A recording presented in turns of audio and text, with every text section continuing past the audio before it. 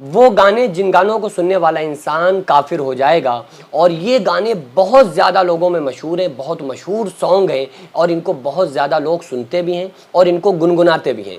تو آئیے پہلے میں آپ لوگوں کو بتا دیتا ہوں وہ کون سے سانگ ہیں جن کو سننا جائز ہی نہیں ہے، اور اس کو اگر انسان سن کے ذرا سا ڈیپلی سوچ لے، اس پہ عقیدہ رکھ لے گا تو وہ انسان مذہب اسلام سے نکل جائے گا۔ دنیا بنانے والے کیا تیرے من میں سمائی، تو نے کاہے کو دنیا بنائی۔ یہ ایک اعتراض ہے اللہ تبارک و تعالیٰ کی قدرت پر اور اس کی ذات پر کہ تو نے ایسا کیوں کیا۔ تو یہ گانا کفر ہے، اور یہ جملہ انسان کو نہیں سننا چاہیے اور اس طرح کے سانگ سے بچنا چاہیے۔ اس کے علاوہ دنیا بنانے والے دنیا میں آ کے دیکھ، صدمے سہے جو میں نے تو بھی اٹھا کر دیکھ، معاذ اللہ استغفر اللہ۔ تو اس کا سننا بھی جائز نہیں ہے۔ اسی طرح سے بے چینیاں سمیٹ کر سارے جہان کی، جب کچھ نہ بن سکا تو میرا دل بنا دیا، استغفر اللہ۔ اس شعر کے جو دوسرا مصرع ہے نا، تو اس میں جو الفاظ ہیں کہ جب کچھ نہ بن سکا، تو یہ اللہ تبارک و تعالیٰ کو عاجز اور بے بس اس میں قرار دیا جا رہا ہے کہ کچھ نہ بن سکا۔ کیوں نہیں بن سکا؟ ان اللہ علی کل شیء قدیر، اللہ ہر شے پہ قادر ہے، اللہ کچھ بھی کر سکتا ہے۔ تو جب وہ کچھ بھی کر سکتا ہے تو اللہ تبارک و تعالیٰ معاذ اللہ بے بس تھوڑی ہے کہ وہ یہ نہیں کر سکا، تو یہ نہیں کر سکا تو نے یہ کر دیا۔ تو یہ اس کو بھی سننے سے بچنا چاہیے، جائز نہیں ہے۔ اس کے علاوہ اے خدا ان حسینوں کی پتلی کمر کیوں بنائی، تیرے پاس مٹی کم تھی یا تو نے رشوت کھائی، معاذ اللہ استغفر اللہ ثم معاذ اللہ۔ یہ اس کو بھی سننے سے بچنا چاہیے، یہ اس کا سننا جائز نہیں ہے۔ حسینوں کو آتے ہیں کیا کیا بہانے، خدا بھی نہ جانے تم ہم کیسے جانے، استغفر اللہ۔ یہ بھی کفر ہے۔ اللہ تبارک و تعالیٰ ہر چیز کو جانتا ہے، ہر چیز کو سمجھتا ہے۔ جس نے دنیا بنائی ہے یار، وہ جانے گا نہیں کہ کیا ہونے والا ہے، کیا ہوگا، لکھا تو اسی نے ہے کہ کیا ہونے والا ہے۔ یہ تو اللہ ہی کی قدرت ہے، اس کے بارے میں گمان کرنا کہ وہ نہیں جانتا ہے معاذ اللہ، تو یہ کفر ہے۔ خدا بھی آسمان سے جب زمین پر دیکھتا ہوگا، میرے محبوب کو کس نے بنایا سوچتا ہوگا، استغفر اللہ۔ اللہ کیوں سوچے گا کہ یہ کس نے بنایا ہے؟ اللہ کو تو اللہ نے ہی بنایا ہے، تو یہ کیوں وہ کہے گا کہ اس کو کس نے بنایا؟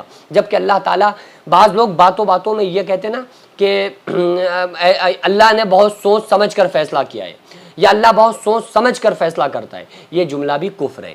کیونکہ اللہ کو سوچنے یا سمجھنے کی ضرورت نہیں ہے۔ اللہ تبارک و تعالیٰ کے لیے سوچنا عیب ہے۔ یہ سوچتا وہ ہے جس کو سوچنے کی ضرورت پڑتی ہے۔ ہماری عقل کم ہے، ہم کوئی کام کریں گے تو سوچ کر کریں گے، لیکن اللہ تبارک و تعالیٰ تو وہ ہے جس کی قدرت سے ہم پیدا ہوئے، جس نے پوری دنیا کو بنایا ہے، جس نے زمین آسمان چاند سورج ستارے سب کچھ بنا دیا، تو وہ سوچ سے پاک ہے، وہ سوچتا نہیں ہے۔ انسان کو پیدا کرنے سے 50,000 سال پہلے ہی اللہ تعالیٰ نے بندے کی تقدیر لکھ دی کہ کون کب کیا کیسے کرے گا۔ اس کے علاوہ رب نے مجھ پر ستم کیا ہے، زمانے کا غم مجھے دیا ہے۔ یہ اللہ تبارک و تعالیٰ کسی پر ظلم نہیں کرتا۔ اللہ تبارک و تعالیٰ نہ ظلم کرتا ہے، نہ ظلم کرنے والے بندے کو پسند کرتا ہے۔ تو اللہ تعالیٰ کسی پر کوئی ستم نہیں کرتا ہے، نہ ظلم کرتا ہے۔ اگر بندے کو لگ بھی رہا ہے کہ اللہ تبارک و تعالیٰ نے ہمارے ساتھ ایسا کیوں کیا، اس میں بھی اللہ تبارک و تعالیٰ کی کوئی مرضی شامل ہوگی، اس لیے اللہ نے کیا ہوگا، اور اللہ کے لیے آپ نہیں کہہ سکتے اللہ نے ایسا کیوں کیا۔ کیوں اگر آپ یہ کہیں گے کہ اللہ نے ہمارے ساتھ ایسا کیوں کیا، تو یہ کیوں کیا بہت آگے تک پہنچ جائے گا۔ حضرت آدم علیہ السلام کو اللہ تعالیٰ نے جنت سے دنیا میں بھیج دیا، اللہ نے کیوں کیا؟ زکریا علیہ السلام پہ آرا چلا دیا، اللہ نے ایسا کیوں کیا؟ یونس علیہ السلام کو مچھلی نکل گئی، اللہ نے ایسا کیوں کیا؟ ابراہیم علیہ السلام کے بیٹے اسماعیل علیہ السلام کو چھری کے نیچے آنا پڑا، اللہ نے کیوں کیا؟ ابراہیم علیہ السلام کو آگ میں ڈالا گیا، اللہ نے ایسا کیوں کیا؟ خود اپنے محبوب صلی اللہ علیہ وآلہ وسلم جن کے صدقے میں کائنات کو بنایا سجایا سوارا، طائف میں پتھر لگوا دیے، اللہ نے ایسا کیوں کیا؟ خود اپنے محبوب صلی اللہ علیہ وآلہ وسلم کے پیارے نواسے امام حسین علیہ السلام کو کربلا میں شہید کروا دیا، اللہ نے ایسا کیوں کیا؟ تو یہ ہم نہیں کہہ سکتے اللہ نے ایسا کیوں کیا، اس کی مرضی، اس کی منشا، جو کیا ٹھیک کیا، ہم اس کی رضا پر راضی ہیں۔ ٹھیک ہے۔ تجھ کو دی صورت پری سی، دل نہیں تجھ کو دیا، ملتا خدا تو پوچھتا یہ ظلم تو نے کیوں کیا، معاذ اللہ۔ یہ جملہ کفر ہے، اس میں سراسر کفر ہے کہ اللہ تعالیٰ نے یہ دیا اور ہم ملتا ہم سے تو ہم پوچھتے اس نے یہ ظلم کیوں کیا، جبکہ میں نے آپ کو پہلے ہی بتایا کہ اللہ تعالیٰ نہ ظلم کرتا ہے نہ ظلم کو پسند کرتا ہے۔ اب آ کے جو بھی ہو انجام دیکھا جائے گا، خدا تراش لیا اور بندگی کر لی، یہ کفر ہے جملہ۔ میری نگاہ میں کیا بن کے آپ رہتے ہیں، خدا قسم کی جان بن کے آپ رہتے ہیں۔ ٹھیک ہے، یہ جملہ بھی کفر ہے۔ اس کے علاوہ ہر دکھ کو ہے گلے لگایا، ہر مشکل میں ساتھ نبھایا، ان کی کیا تعریف کروں میں، فرصت سے ہے رب نے بنایا۔ فرصت سے رب نے ہے بنایا۔ بہت لوگ یہ کہہ دیتے نا یار تمہیں اللہ تعالیٰ نے بڑی فرصت سے بنایا ہے۔ یار یہ کون سا جملہ ہے؟ مطلب یہ سوچا کرو نا کہ کس کے لیے بول رہے ہو آپ۔ اللہ تبارک و تعالیٰ کی جملہ کہ اللہ کسی کو فرصت سے بنائے گا، یہ کرے گا، کیوں؟ اللہ تبارک و تعالیٰ بزی تھوڑی ہے، اللہ تبارک و تعالیٰ ویست تھوڑی ہے کسی کام میں۔ جیسے ہم یہ ہمارے اندر یہ چیزیں ہیں، اللہ کے لیے ان چیزوں کو سمجھنا، کہنا، گمان کرنا یہ عیب ہے، کیونکہ اللہ کو کسی کام کو کرنے کے لیے کچھ نہیں کرنا پڑتا۔ اللہ فرما رہا ہے اذا قضا امرا فانما یقول له کن فیکون۔ اللہ فرما رہا ہے جب میں کسی کام کا، کسی چیز کا ارادہ کرتا ہوں تو کہتا ہوں ہو جا، اور وہ ہو جاتا ہے۔ تو اللہ کو کچھ کرنے کے لیے کچھ نہیں کرنا پڑتا۔ پوری کائنات میں آسمان کا ذرہ نہ تھا، پورا آسمان بنا دیا۔ پہاڑ کا ایک پتھر نہ تھا چھوٹا سا، اور اللہ تعالیٰ نے پورے پہاڑ بنا دیے۔ زمین کا ایک ذرہ نہ تھا، پوری زمین بچھا دی۔ مٹی کا ایک ذرہ نہ تھا، مٹی پوری کائنات میں زمین میں بچھا دی۔ تو اللہ کو کچھ کرنے کے لیے کچھ نہیں کرنا پڑتا ہے۔ تو اللہ تعالیٰ ان تمام چیزوں سے پاک ہے، اور یہ چیزیں جو ہم کرتے ہیں، فرصت سے کوئی کام کر رہے ہیں، بزی ہم ہیں فرصت میں، یہ اللہ کے لیے یہ چیزیں عیب ہیں، اور وہ اللہ وہ ہے جس کے اندر کوئی عیب نہیں ہے۔ ٹھیک ہے۔ اے خدا بہتر ہے یہ کہ تو چھپا پردے میں ہے، بیچ ڈالیں گے تجھے یہ لوگ اسی چکر میں ہیں۔